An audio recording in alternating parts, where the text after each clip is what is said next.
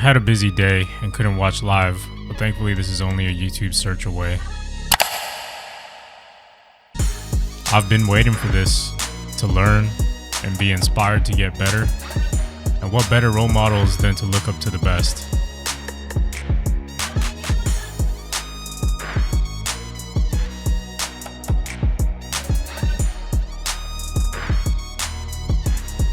There were a lot of takeaways from today.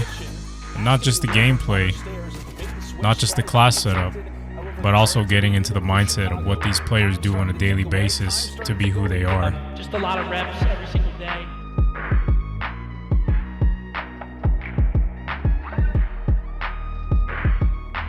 Alright, ladies and gentlemen, welcome back to another video. So I just got done studying some of the CDL matches, and it was actually opening week this weekend. As I was analyzing how they were playing the game and what guns they were using, I realized they're literally only using 3 guns: the XM4, the Krig, and the AK-74U. Now, there are variations to their class setups, but that only goes as far as what kind of wildcard that they're using, or what kind of perks and what kind of situations, what kind of game modes, and that's what we're going to talk about today. And another thing that I do want to add before I talk about this is that it does make a lot of sense why they're using these specific guns only, because there are some banned weapons in the game, like the AK-47, for example, that they cannot use. So the next best thing to use would be the XM4 or the Krig in the assault rifle category.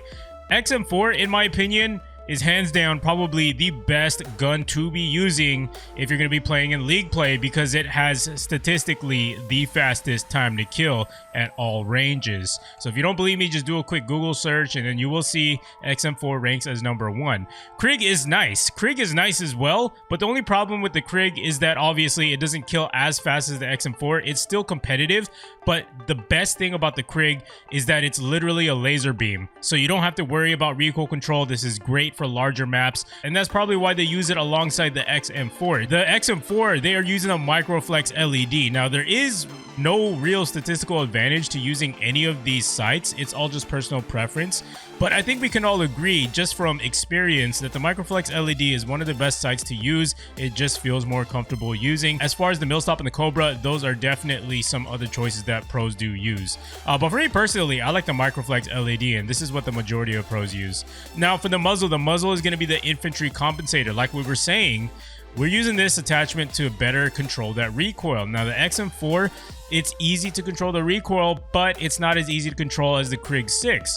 Now, on the XM4, we do have to use this one, which gives us more vertical recoil control versus the muzzle brake 5.56 with only 4% to it. Now, for the barrel, we've got the 13.7-inch Ranger. So this one is an absolute no-brainer. Bullet velocity is super important in Cold War. There is no bullet drop. You don't need to lead your shots at opponents who are quite a distance away. It hits right away. That's why this Ranger barrel is going to be the supreme barrel to use on the XM4, no questions asked. Now, for the body, the steady aim laser is actually banned in CDL, but you know, for us, since we're playing league play, they do allow it for now, but I do foresee in the future that they might actually change this and remove the steady aim laser, so I'm not even going to bother putting that on. Now, for the underbarrel, we're going to be using the field agent grip, so this one is going to help us control that recoil even more. Even though the horizontal recoil control is pretty much OP at this point, it's 20%, man, that's a lot. Now, as far as the magazine goes, pros are using the 40-round magazine, so yes, it does reduce your reload quickness. It's not really that big of a deal when you have 40 rounds to work with, especially when you're only going up against a potential of 4 people maximum in a competitive match. So 40 rounds is enough to go for everybody. So 40 rounds is enough to go for everyone, and it's just enough to get the job done. Now, for the handle, we're going to be using the airborne elastic wrap. Again, a no-brainer. This is one of those attachments that you absolutely must use on pretty much all of your class setups. It gives you the fastest aim down sight time, which is very important, and also the flexibility to be able to go prone while shooting. Now, stock is going to be the Raider pad, another no-brainer, absolute must-have on all your class setups. It's going to give us more sprint to fire time and aim walking movement speed. So for the 𝗬𝗧𝗧𝗧𝗧, I'm not going to go over this again. I'm only going to do this once because it's pretty much the same throughout all the entire class setups. For the muzzle, they're using the muzzle brake 9. Barrel is going to be the chrome chrome line barrel. Body is going to be nothing, actually. Like I said, lasers are banned in CDL. But of course, if you're playing League, then it's fine. You can use a laser if you want to. Magazine is 24 round, and handle is going to be the speed tape. Now, for the tactical, most pros are using flashbang, Semtex, and trophy system.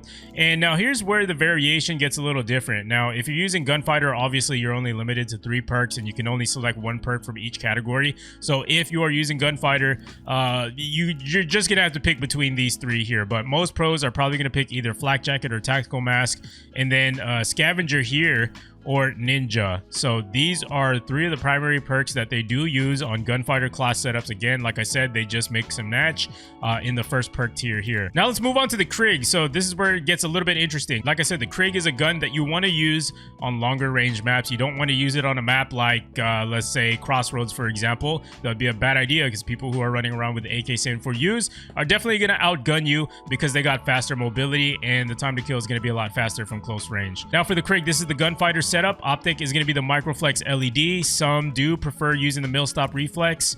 Muzzle is going to be the infantry compensator. Barrel is going to be the 19.7 inch Ranger barrel. Again, 100% bullet velocity. I mean, look at that, man. That's absolutely amazing. 1250 meters per second. Correct me if I'm wrong. I think the XM4 was 1100 meters per second. So you can imagine how good this gun is from extremely long range. That's why the Krig is pretty good on maps like Miami. It's going to dominate against guns like the XM4 in Miami, because this bullet velocity is just absolutely amazing. All right, underbarrel is going to be the field agent grip for that vertical and horizontal recoil. And then magazine is going to be the 40 round magazine. Handle is going to be the airborne elastic wrap, and stock is going to be the Raider stock. So pretty similar setup to the XM4, and it does make a lot of sense. It's an assault rifle, so it has to be used in the same exact way. DMOD is going to be the same exact class setup like I said in the first class setup. And here are the perks. Like I said, there is going to be variation. You can use whatever you want to. You just kind of have to assess the opponent. You know, you have to read your opponent, and you have to really take a look at what they're using. If they're using things like trophies a lot, you could use something like engineer. So you just anticipate it and shoot it. You can let your teammates know where there are trophies are around the map when you're running engineer. So that's why it's very helpful. Again, scavenger and then ninja. Now here is pretty much the most popular gun in the game. You've seen me use this in videos before where I'm using Scump's class setup. So Scump, he's very open about what he uses with his AK-74U, especially if you tune into his streams. He will tell you what he's using. Now for the muzzle, we're using that muzzle brake 5.45. Barrel is going to be the 9.3 inch extended, and the underbarrel is going to be the Spetsnaz speed grip. This is probably the most OP attachment on the AK-74U, and why it makes it so amazing. That sprinting move speed of 10%, it's going to make a drastic and noticeable change. That's why pros are using this to get to the objective a lot faster. Now for the handle, we're using the GRU elastic wrap, and the stock is going to be the KGB skeletal stock. Now, Diamati's, again, same thing. And again, same thing for the tactical, lethal, and field upgrade. Now, if you notice, I'm not using the gunfighter wildcard here. You don't need the gunfighter wildcard on a gun like the AK-74U. You can maximize the 74U by using all those attachments that I just showed you. And you can also maximize your potential in game by using only certain perks. So how we do that is we use the Lawbreaker wildcard. So what we're going to do is we're going to go into here, and then we're going to remove scavenger. Then we're going to put on flak jacket, or depending on the type of game mode you're playing, let's say you're going to remove flak jacket and you want to put on scavenger, boom. It's pretty easy to do that and make those adjustments mid-game. All right, so here's my Krig 2.0 class setup. So this one is what the pros call a quote-unquote stacked class setup. So what that means is the perks are stacked. You know, that's what makes it OP. So the attachments are going to vary here just a little bit. As you can see, we're not using a muzzle.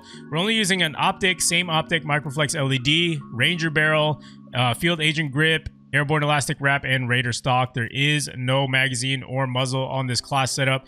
Still pretty viable without those things, in my opinion. Now, here's what really changed. Lawbreaker, that's what we're using.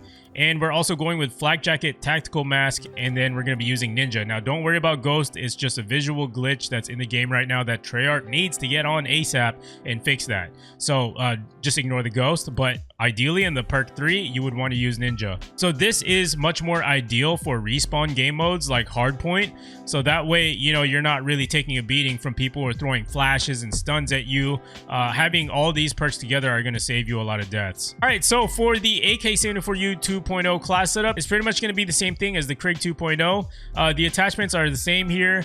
We got muzzle brake, 9.3 inch extended. Underbarrel is going to be the 𝗧𝗨𝗥𝗕𝗢𝗠 grip. Handle is going to be 𝗧𝗨𝗥𝗕𝗢𝗠 wrap and KGB skeletal stock. 𝗬𝗧𝗏𝗧 is going to be the same thing. Flashbang Semtex trophy, and then here are the perks once again. So like I said, just assessing, you know, what kind of opponents you're playing against. If they're throwing a lot of trophies, then use engineer. And then if they're throwing a lot of stuns, a lot of grenades, then you might want to use flak jacket and tac mask in combo with ninja. Like I said, do not worry about ghost here. It's a visual glitch. You'll want to use the ninja perk here. So that's pretty much it as far as the top weapons that pros are using today. I know there's not really much variation this year. You know, it's kind of sad actually, because I remember watching CDL back in Black Ops 4. A lot of pros were using a lot of different weapons, different scenarios, etc. And no one's using snipers this year, and they got to bring back snipers, man. If they put snipers back in the game, I think it would add a different level of excitement, especially as a spectator, you know, just watching these pros go at it and displaying their skills with snipers. But yeah, guys, I hope you guys did enjoy today's video, and good luck out there in your league play. I hope you guys win all of your matches and get as high up in the ladder in the ranking as possible. Hopefully this video does help you out, you know, if you're curious about what pros are actually using. So make sure you do your research, tune in to the CDL matches, and just study how they play the game. The rotations, the spawns, the head glitches, you know, all that stuff. It really matters at the end of the day in becoming a much better player, and that's what I'm doing too this year. You know, I want to get better, so that's why I'm studying the pros as much as I possibly can. I'm an Optic Gaming fan. Let me know down below in the comments who your favorite team is this year. Let's go Scumpy, baby. Scumpy the king. Yeah, baby. Oh, shoot. I forgot. Don't forget to drop a like on this video and make sure to subscribe if you are brand new around here. Join Turbo Nation today. Don't forget, man. Make it official and hit that notification bell like all the YouTubers say. And I'll see you guys in the next one. Let's go, baby.